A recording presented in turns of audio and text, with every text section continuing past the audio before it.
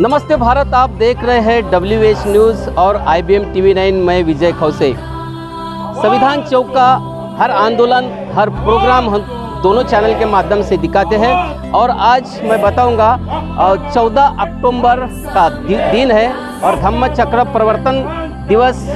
आज ही के दिन दीक्षा भूमि के मैदान पर डॉक्टर बाबा साहब आम्बेडकर ने 5 लाख से ज़्यादा अनुयायियों को बौद्ध धर्म की दीक्षा दी है। आप देख सकते हैं यहाँ पर संविधान परिवार नागपुर की ओर से यहाँ पर जो है 22 प्रतिज्ञा का पठन किया गया है। यहाँ पर मैं बताऊँगा आपको जो अभी जो है संविधान परिवार की ओर से 22 प्रतिज्ञा का पठन किया है। मैं बताना चाहूँगा अभी जो है 5 अक्टूबर को दिल्ली में 10,000 लोगों को राजेंद्र पाल गौतम पाल ने जो दीक्षा वहाँ पर दी है दिल्ली के अंदर में, और वहाँ पर जो वो पूर्व मंत्री है उन्होंने 10,000 लोगों को दीक्षा दी है और उसमें जो है 22 प्रतिज्ञा लोगों को दी है। उसी के ऊपर में बबल हुआ है। दीपावली पर 0 डाउन पेमेंट पर खरीदी करें। आइए अजय इलेक्ट्रॉनिक्स वाड़ी। दशहरा दीपावली पर विशेष ऑफर धमाका। LED खरीदने पर होम थिएटर फ्री, फ्रिज खरीदने पर मिक्सर फ्री, वॉशिंग मशीन खरीदने पर प्रेस फ्री, मोबाइल खरीदने पर वायरलेस हेडफोन फ्री, अन्य वस्तुओं पर भी दीपावली ऑफर धमाका। एक बार अवश्य भेंट दे अजय इलेक्ट्रॉनिक्स को और ले जाइए अपने पसंदीदा वस्तुएं। नागपुर के संविधान चौक में संविधान परिवार की ओर से भी यहाँ पर 22 प्रतिज्ञा का पठन किया है। उसके संदर्भ में हमारे साथ में जो है राहुल तेलंग जी है, यशवंत तेलंग जी है हमारे साथ में। हम उनसे जानेंगे आज का जो 22 प्रतिज्ञा जो आपने यहाँ पर ग्रहण की है, तो क्या बताऊंगी इस संदर्भ में।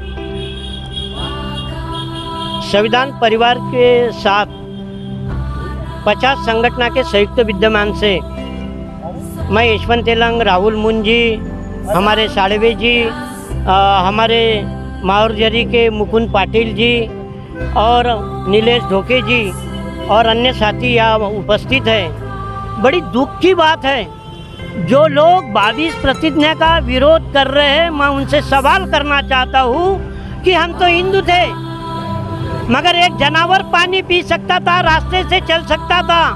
उनको पानी पीने में, रास्ते में चलने में मना किसने किया? वो कौन सी मानसिकता थी? वो कौन सा समूह था?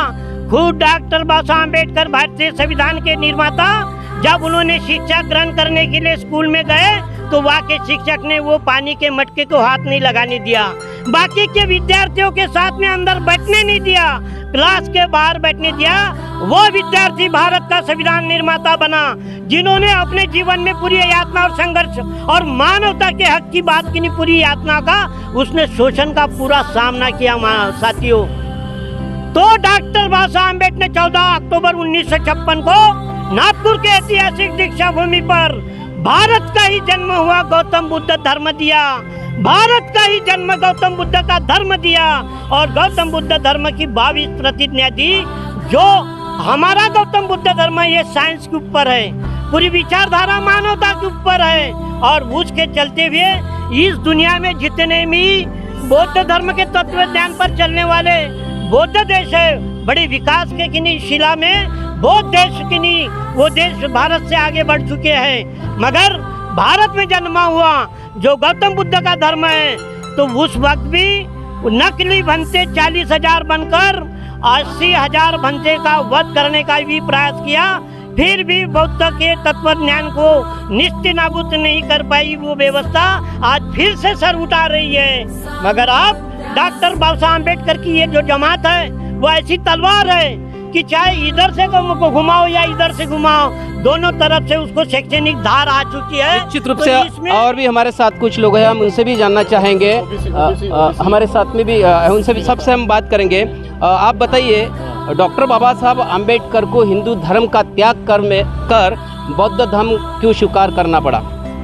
साथियों, संविधान परिवार की तरफ से मैं मुख्य संयोजक प्राध्यापक राहुल मुन तेलंग जी, यशवंत तेलंग जी, भूषण मुन जी, हमारे प्राध्यापक रमेश पीसे सर, आपने तेलंग जी का भाषण सुना बाबा साहब को बचपन से इस धर्मांधता शक्ति ने इतनी परेशानी दी, तो बाबा साहब तो बहुत दुखी थे। बाबा साहब के साथ में जब बड़ौदा शहाजीराव महाराज इनका जो एग्रीमेंट हुआ और बाबा साहब को जो स्कॉलरशिप मिली, और एग्रीमेंट के तहत बाबा साहब जब लंदन से जब भारत में आए और बड़ौदा रियासत में जब गए वो और उन्हें वहाँ काम चालू किया, तब बाबा साहब को सच्चाई पता चली कि मैं इतना पढ़ा लिखा हुआ आदमी, अस्पृश्य आदमी, मेरे देश में कोई ऐसा आदमी पढ़ा नहीं है, तो भी मेरे लिए मेरे साथ में जो ऐसा अन्याय हो रहा है कि मेरे को किराए का घर नहीं मिल रहा, मेरे को पीने का पानी का घड़ा खुद मैं ले नहीं सकता, वहाँ से मैं पानी नहीं पी सकता हूँ, मेरी फाइलें ऐसे झर से फेंकी जाती है। तो ये सारा जो अन्याय है वो बाबा साहब उस रात को और दिन को एक पीपल के पेड़ के नीचे रोते रहे, इतने रोते रहे कि उनको ऐसा लगा कि अभी तो मुझे क्रांति करना है। और इसीलिए बाबा साहब ने 1935 में 35 में येवला में जो 13 अक्टूबर 1935 में जो श्रेय गर्जना की कि मैं हिंदू धर्म में पैदा हुआ हूँ परंतु हिंदू धर्म में मरूंगा नहीं, ऐसे वो श्रेय गर्जना की। आज वो 21 साल के बाद ये हिंदू धर्म के ठेकेदारों को बाबा साहब ने चैलेंज दिया, तो ठेकेदारों सुधर जाओ, हिंदू धर्म के तुम्हारी जो परंपरा है वो सुधर जाओ। मैं 21 साल मैं किसी जात का, किसी व्यक्ति का, किसी धर्म का विरोधक नहीं हूँ, तो इस परंपरा का विरोधक हूँ मैं। आपने जिस परंपरा के अनुसार ये मानव को प्राणी जैसा जिंदगी जीने का अधिकार नहीं दिया आपने, इसलिए मैं त्याग करता हूँ। और इसलिए बाबा साहब ने 21 साल, बात सुन लीजिए, बाबा साहब ने 21 साल इन देश के ठेकेदारों को, हिंदू ठेकेदारों को आह्वान दिया, अब सुधर जाओ। और बाबा साहब ने हर धर्म का पढ़ाई करते हुए ये 1956 में 14 अक्टूबर 1956 में ये पवित्र दीक्षा में जो धर्मांतर की दीक्षा ली, वो बहुत सारा ये समाज को, इस देश को नई दिशा देने वाली बात है। निश्चित रूप से डॉक्टर बाबा साहब अम्बेडकर जो थे ये हिंदू धर्म के विरोध में कतई नहीं थे, ना उन्हें हिंदू धर्म का विरुद्ध था, लेकिन हिंदू धर्म में जो चाली रीति थी, जो परंपराएं थी कि एक मानव होकर उनको मानव की जिंदगी नहीं जी सकते थे, इसलिए बाबा साहब अम्बेडकर ने वो हिंदू धर्म को त्याग दिया। हमारे साथ में पीसे सर है, एडवोकेट पीसे सर है, हमारे प्राध्यापक पीसे सर है, ओबीसी है, खास करके मैं बताऊंगा वो भी हिंदू है। आज वो भी डॉक्टर बाबा साहब अम्बेडकर के बहुत फॉलोअर्स है, उनसे ही जानना चाहेंगे। सर देखिए, जो बाबा साहब ने जो पहले दुख झेला है वो उसी से बाबा साहब ने वो क्रांति की है। अब बाबा साहब अम्बेडकर स्वयं भारतीय संविधान के निर्माता है और अभी देश में कानून लगा है और सारे उसमें कानून में प्रावधान भी है, कोई भी किसी समाज के खिलाफ में अगर यदि बोलता है तो डॉक्टर बाबा साहब अम्बेडकर का कानून उनको सजा भी देता है। आपको क्या लगता है कि इस देश में अभी भी छुआछूत है? सबसे पहले आज धम्म परिवर्तन की 66वीं वर्षगांठ का मैं आप सभी भारतवासियों को शुभेच्छा व्यक्त करता हूं। आपने काफ़ी महत्वपूर्ण सवाल उठाया है। सबसे पहले मैं ये आपको कहना चाहता हूं कि जो हमारा बहुजन वर्ग है और ख़ासकर उसमें जो ओबीसी वर्ग है, जिस ओबीसी कैटेगरी को मैं बिलोंग करता हूं, हम ओबीसी बंधुओं ने बाबा साहब के विचारों का आज के वर्तमान परिवेश में अनुकरण करना बहुत आवश्यक है।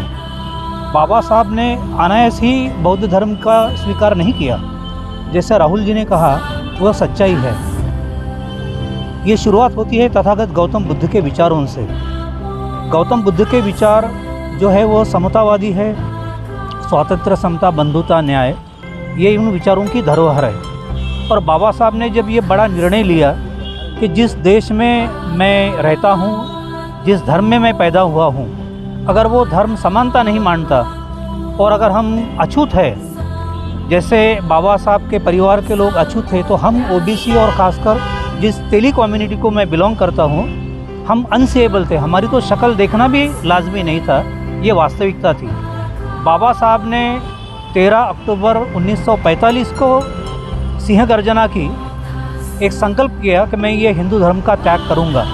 उन्होंने हिंदू धर्म का विरोध नहीं किया, हिंदू धर्म में जो गलत प्रथाएं थी उनका विरोध किया। और 21 साल के प्रखर अभ्यास के बाद में सभी धर्मों का अभ्यास करके उन्होंने तय किया कि चाहे फिर वो जैन धर्म हो, क्रिश्चियन धर्म हो, मुस्लिम धर्म हो, सबसे अगर सही मानों में समता कही है, मानवता कही है या वैज्ञानिक दृष्टिकोण कहीं है तो वो बुद्ध धर्म में है। और 21 साल की पूरे अभ्यास के बाद में 14 अक्टूबर 1956 को नागपुर के नागभूमि में उन्होंने ये बहुत बड़ा निर्णय लिया। 5 लाख लोगों ने बुद्ध धर्म की दीक्षा ली। आगे चल के हम देखते हैं कि तथागत गौतम बुद्ध के विचारों को सही मानों में अंजाम देने वाले चंद्रगुप्त मौर्य, उसके बाद में सम्राट अशोक, उसके बाद में उनकी धरोहर अगर किसी ने संभाली है तो हमारे छत्रपति शिवाजी महाराज और शिवाजी महाराज। और उन्हीं के विचारों पे चल के उनका इतिहास दबाने का काम जिन मनुवादियों ने किया या हिंदू धर्म के गलत ठेकेदारों ने किया, उनके पूरे इतिहास को सच्चाई के रूप में सादर करने का काम, प्रकाश में लाने का काम राष्ट्रपिता महात्मा फुले जी ने किया। और स्वातंत्र्य, समता, बंधुता, न्याय जो तथागत गौतम बुद्ध के विचारों की धरोहर है, वो एक सामाजिक विचारवंत मनोवैज्ञानिक राष्ट्रपिता महात्मा फुले के विचारों में हमको दिखती है। वही विचार छत्रपति शाहू महाराज ने अपने कोल्हापुर रियासत में अमल में लाए। 85% बहुजनों को 50% उन्होंने आरक्षण दिया। ये सब बातों का प्रभाव विश्वरत्न डॉक्टर बाबा साहब आम्बेडकर जी के विचारों पे था। और उन्होंने अपने गुरु राष्ट्रपिता महात्मा फुले जी की सोच को, उनके विचारों को सही अंजाम देने के लिए उन्होंने जो संविधान बनाई है, संविधान अगर हम देखें तो पूरा बुद्ध के तत्वज्ञान पे आधारित है, महात्मा फुले के फुलेवाद पे आधारित है। अब सवाल ये है कि बाबा साहब ने डिक्लेयर किया था कि मैं इस विश्व को, इस भारत देश को बुद्धमय बना के रहूँगा।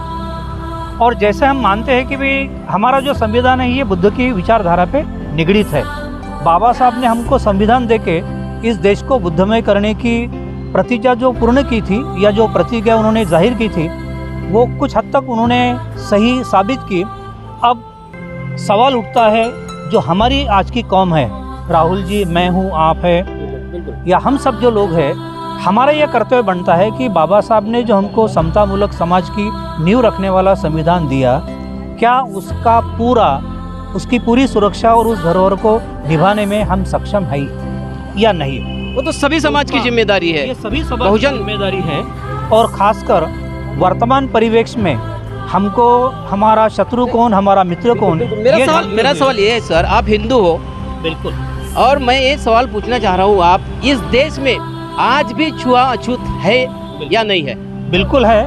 और ये जो भी जिस धर्म को मैं बिलोंग करता हूँ, मैं उस धर्म की गलत नीतियों कौन करता है छुआछूत, कौन करते हैं, कौन लोग करते हैं, ये बताइए थोड़ा। देखिए, मुझे लगता है कि जो मनुवाद पहले काफ़ी हमारे सर चढ़ के बोल रहा था, उसको ख़त्म करने का काम। मनुवादियों में ज़्यादातर समाज किसका है?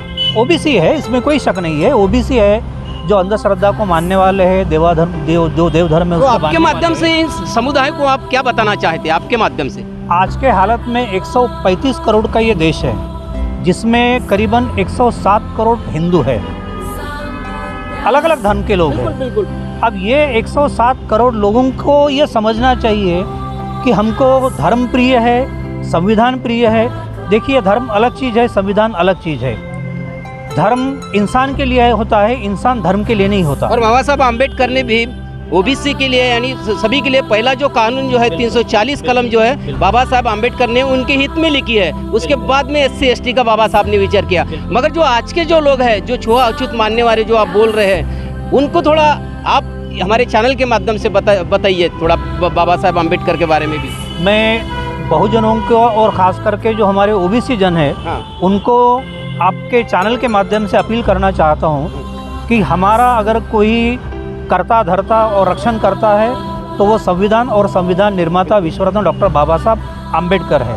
340वां कलम जब उन्होंने पहले ओबीसी के लिए दिया, बाद में अपने समाज का और बाद में ST प्रवर्ग का और जो भी अल्पसंख्यक है उनका उन्होंने सोचा, तो हम बहुजनों का और ख़ासकर ओबीसीयों का जो इस देश के 60% लोग हैं, उनका कर्तव्य है कि बाबा साहब के विचारों पे चले। बाबा साहब और तथागत गौतम बुद्ध के विचारों को हम अपनाएं तो ही हमारा भला है, अन्यथा ये मनोवादी जो आज की नीति है ये हमको ले डूबेगी और उसको सुरक्षा करने का काम हम सभी बहुजन लोगों का। निश्चित रूप से मैं आपको बताना चाहूँगा, ये पीसे सर जो है ये हिंदू है, मगर इन्होंने आज बताया है कि डॉक्टर बाबा साहब आम्बेडकर के विचार, भगवान गौतम बुद्ध के विचार जो है ये सभी लोगों ने ग्रहण करना चाहिए। भगवान गौतम बुद्ध के विचार भी मानव जाति के लिए है, किसी जाति या धर्म के लिए भगवान बुद्ध के विचार नहीं है। उसी के आधारित बाबा साहब आम्बेडकर ने जो संविधान लिखा है वो भी सभी धर्म के लिए लिखा है, न कि किसी एक जाति के लिए नहीं लिखा है। तो पीसे सर का यही कहना है कि जो भी 85% जो बहुजन समाज है, ये सभी समाज ने एक होकर भगवान गौतम बुद्ध और डॉक्टर बाबा साहब आम्बेडकर के विचार को आगे बढ़ाना चाहिए। ये आज के दिन धम्म चक्र प्रवर्तन के दिन आज पीसे सर ने कहा है। तो आप देखते रहिए WH न्यूज़, लाइक करें, सब्सक्राइब करें और तमाम खबरें देखने के लिए www.whnews.in पर भेंट दें।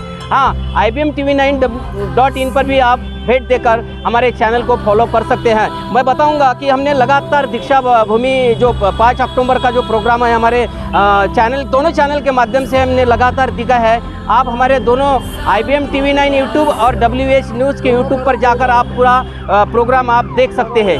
धन्यवाद। जय भीम।